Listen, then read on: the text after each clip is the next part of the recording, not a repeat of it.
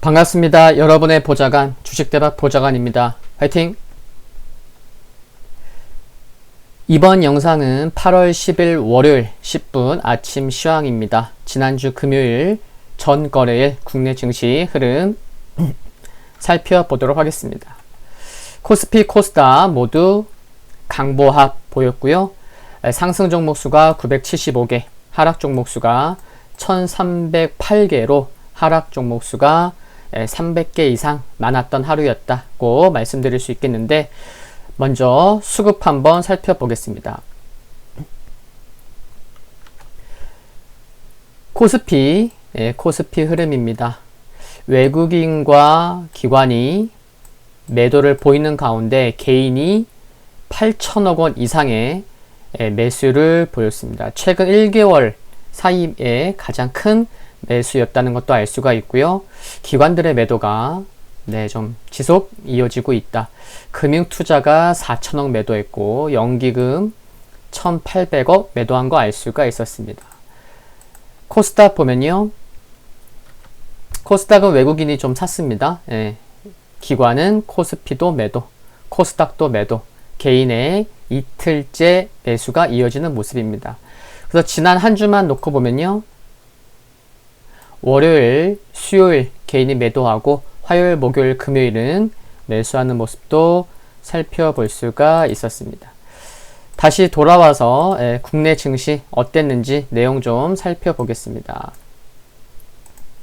트럼프 대통령의 위챗, 틱톡 사용 금지 명령 서명 보도에 아시아 기술주 전반적으로 약세를 보였는데, 국내 기업의 실적 호조가 확인된 이후 개인들의 대규모 매수세에 힘입어 양시장 모두 상승 마감할 수 있었습니다.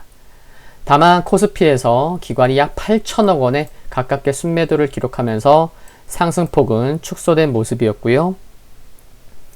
주변 아시아 증시 중에 특히 홍콩의 경우 2% 이상 하락하면서 변동성이 컸는데, 홍콩에 상장된 텐센트의 경우에는 장중 10% 하락하는 모습을 보이기도 했습니다. 업종별 지수 등락을 살펴보면요.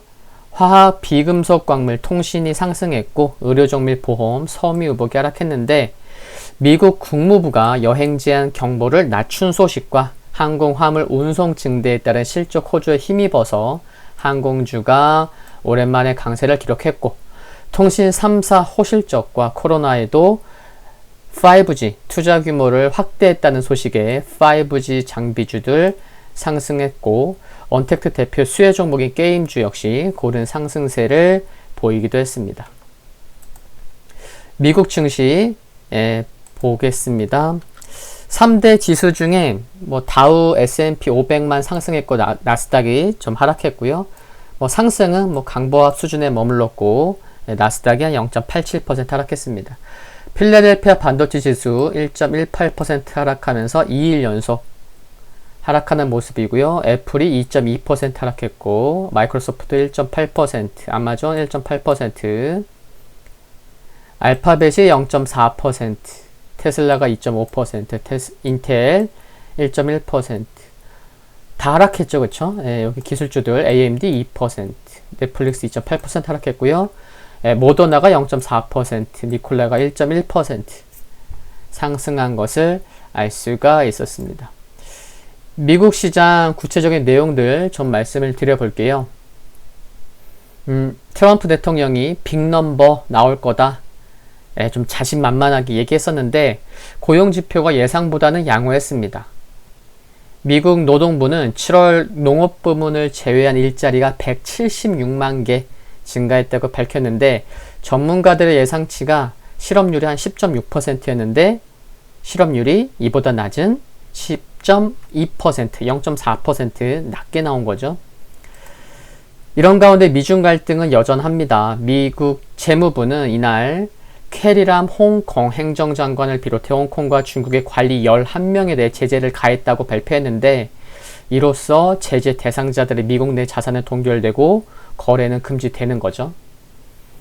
트럼프 대통령은 민주당과의 신규 부양책 협상의 교착 상태를 벗어나지 못하는 데 따른 조치로 주말에 뉴스 보셨겠지만 주당 $400의 추가 실업보험 지원을 연장하고 급여세 납부를 유예하는 등의 내용을 담은 행정명령에 서명했습니다. 그러나 불확실성은 여전히 있는 모습입니다. 백악관 층은 이번 행정명령이 법적으로 문제가 없다는 강경한 입장이지만 낸시 펠로시 하원의장은 9일, 현지 시간 9일 폭스뉴스와의 인터뷰에서 트럼프 대통령의 조치는 허상이라고 비난했고 또 어떻게 재원을 마련할 것인지에 대해서도 불확실성이 있습니다. 문우신 재무장관은 추가 실업수당에 대해 즉시 지급할 수 있다고 말했지만 또 커둘러 위원장은 CNN과 인터뷰에서 지급에 2주가 걸린다고 말해서 행정부 사이에서도 오락가락 말이 엇갈리고 있다는 거, 그런 상황입니다. 유럽 증시 보면요, 프랑스가 0.6%, 이탈리아가 0.2% 상승했고 프랑스와 영국은 강보합 마감했습니다. 유럽 증시 주요 기업 실적 예상보다 양호했고 미국의 일자리 증가세가 지속된 점에 힘입어 상승할 수가 있었습니다. 중국 상해지수 0.96% 하락했는데 역시나 미중 갈등 심하겠죠. 틱톡 모회사 바이트댄스 및 위챗의 모회사인 텐센트와 거래를 금지하는 행정명령 내린 것 때문이고요. 행정명령은 서명일로부터 45일 뒤에 발효된다고 합니다. 한편 긍정적이었던 것도 있습니다. 중국의 7월 수출 규모가 작년 대비해서 7.2% 증가한 것은 이렇게 발표된 점은 다행이라 말씀드릴 수 있겠고요. 유가가 미중 긴장, 고조 불안에 따라서 1.7% 하락했고 금이 고용 강세에 따른 달러 강세로 2% 하락했습니다. 주요 일정을 살펴보면요. 일본은 금융시장 휴장이고요. 중국은 소비자 물가지수와 7월 생산자 물가지수 모두 발표됩니다. 미국은 6월 구인 이직 보고서 구인 건수 발표되고요. 찰스 에반스 시카고 연방준비은행 총재 연설이 있습니다. 국내 증시 포인트 말씀드려보면요. 미중 갈등 및 트럼프의 추가 부양책 관련 행정명령을 둘러싼 민주당과의 마찰로 부양책 시행이 지연될지도 모른다는 우려 등이 국내 증시의 좀 상승을 제한할 수 있다는 점도 염두해야겠고요. 한편 이번 주는 옵션 만기일이 있죠. 그래서 외국인의 선물 매매 동향 주목해야겠습니다. 이번 주는 코로나19 재확산 이후 경제 회복 둔화에 대한 우려가 소비에 얼마나 영향을 주었는지 확인하고 가늠할 수 있는 미국의 소비 지표들이 발표되죠.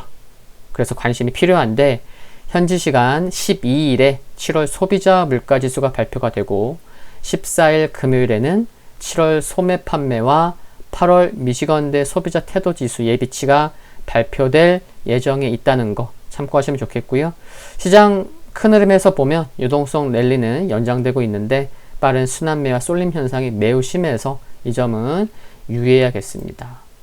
미국 지수 살펴보겠습니다.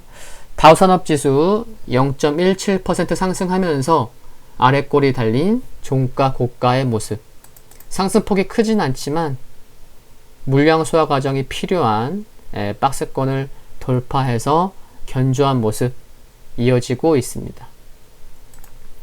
S&P 500 다우산업지수와 비슷한 상승 흐름인데 종가 고가로 마감하면서 견조한 모습 이어지고 있고요.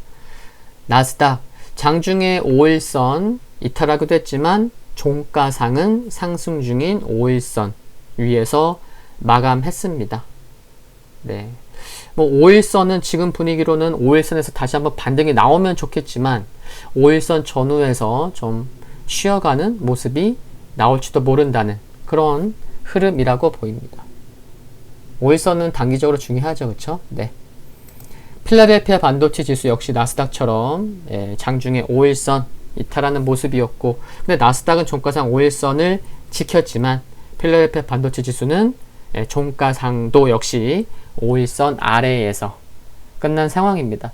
또 시장이 강하면 5일선을 이탈했다가 바로 다음날 5일선을 회복하는 모습도 나올 수 있는데 오늘 밤 필라델피아 반도체 지수 5일선 회복하는지 여부 확인이 필요하겠습니다. 오늘 10분 아침 시황 여기까지입니다. 구독과 좋아요 부탁드리고요. 영상물 아래 좋아요 클릭은 저에게 큰 힘이 됩니다. 성공 투자하시기를 기원하겠습니다. 감사합니다.